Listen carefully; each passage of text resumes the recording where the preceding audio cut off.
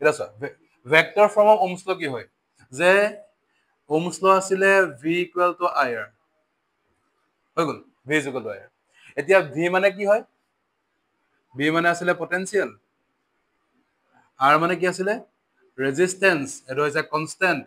আৰু I মানে কি আছিলে কাৰেন্ট এটা কথাটো হল যে এইকেইটাটো গোটেইটা স্কেলাৰ কোৱান্টিটি আমাক যদি কয় ভেক্টৰ ফৰ্ম উলিয়াব লাগে সো ভেক্টৰ ফৰ্ম উলিয়াবৰ কাৰণে আমি কি কৰিম পটেনশিয়ালৰ নিয়াৰেষ্ট ভেক্টৰ কি আছে ইলেক্ট্ৰিক ফিল্ড আমি পটেনশিয়ালটোক ইলেক্ট্ৰিক ফিল্ডলৈ কনভাৰ্ট কৰিম কাৰেন্টৰ নিয়াৰেষ্ট ভেক্টৰ কি আছে জে মানে কি আছিলে কাৰেন্ট ডেন্সিটি জুল কাৰেন্ট ডেন্সিটি আমি এটা কাৰেন্ট ডেন্সিটিলে কনভাৰ্ট কৰিম আৰু ৰেজিষ্টেন্সটো কনস্ট্যান্ট আৰু বেলেগ বেলেগ হৈ গৈ থাকিব ঠিক আছে so to define the vector form of Ohm's law we have to convert this whole equation to another equation ঠিক আছে সো কি হ'ব চাই লোৱা Ohm's law কি আছিলে কি হলে according to Ohm's law V is equal to IR equation number 1 এতিয়া মই V টো কি হলে কনভার্ট কৰিম ইলেক্ট্ৰিক ফিল্ড সো V টো ইলেক্ট্ৰিক ফিল্ডলৈ কনভাৰ্ট কৰিবলৈ কিবাটো ৰিলেশন লাগিব সো আমি পিছত পাবাগে দে মই চেপ্টাৰটোত পঢ়ামগে যে since electric field E equal to potential into distance sorry potential divided by distance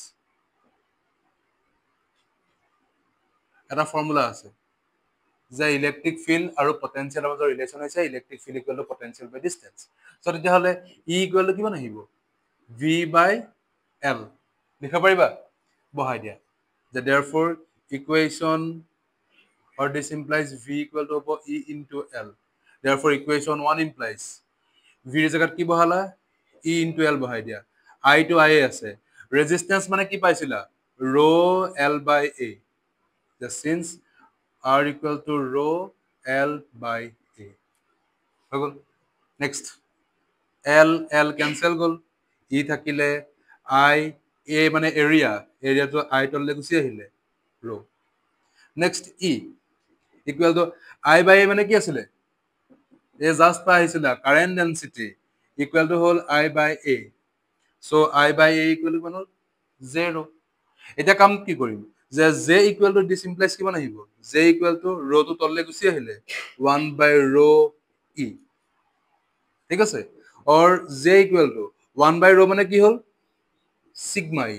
just since sigma equal to হল 1 by rho